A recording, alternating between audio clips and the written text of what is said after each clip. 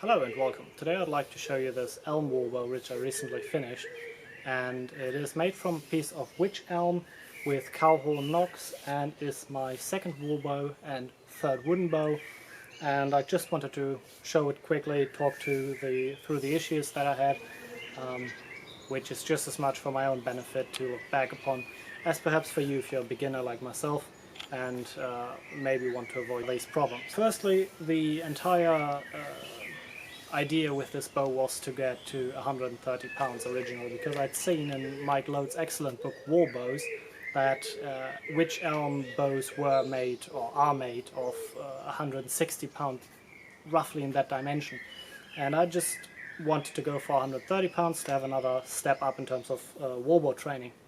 Unfortunately, I failed at that. I failed magnificently, but I set out to achieve that by starting with a so-called trapezoid or trapped back, which means that the back is less wide than the belly, because I expected, as it's a white wood, to have to fight with crystals, or frets, which is compression fractures or compression lines on the belly of the bow. Well, how does it come that I've got this bow so underweight compared to the 130 which I originally aimed for? Well, the problem originally was that eventually frets appeared. I made a mistake at tillering where I allowed too much bend right here in the middle, and then I got rather impatient with getting it to full brace height.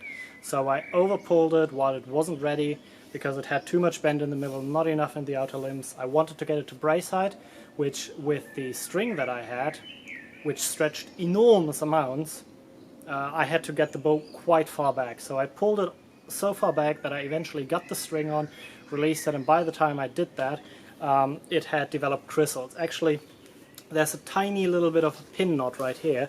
I don't know if the camera will properly pick it up now.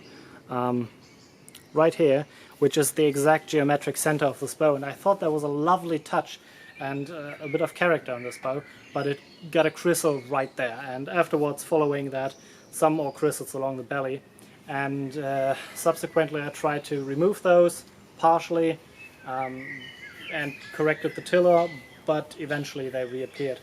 By that time I had of course lost the amount of draw weight that I had needed for that, as I had to adjust to the weak point that was right here where the crystals formed.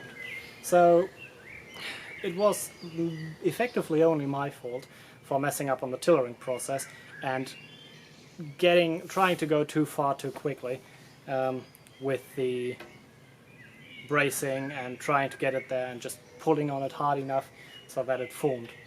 In the hands of a competent bowyer, that would most certainly not have happened in that fashion. So the bow shoots well despite that. I also heat treated the bow additionally to the trapezoid section to prevent crystals, but after all, no amount of heat treatment and no amount of trapezoiding or trapping the back will save you from a poor tiller, which this bow at some points had. And that was partially because I really had problems with this top limb. It's possibly visible right here on camera, but it looks rather flat and unbending here and rather weak here. That's because the stave naturally has a deflex in the area where it's weak and a fairly strong reflex over this entire length right here. So I'd never get it to go full arc of a circle beautifully like a clean stave without that. Don't get me wrong, the stave was clean and there's only a couple of pin knots, but that threw my eyes off quite a bit, and as a beginner I found that very difficult to tiller. Maybe that was part of the reason why I focused way too much on this limb and ignored this limb, and eventually crystals appeared. Long story short, the bow has got crystals, but overall it still shoots fairly well. It came in underweight, but well, the next one's going to be better. I still have two pieces of Wych Elm, which I will hopefully turn into heavier warbows than this, but at this point I think it's time for me to show you how it shoots.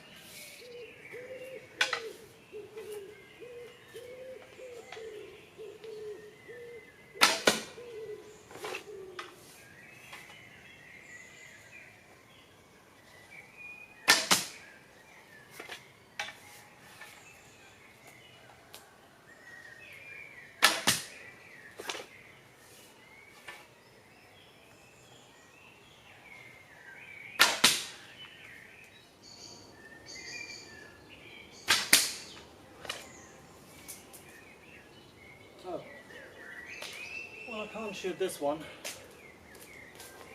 I just accidentally lost the head of it. That'll need re-gluing.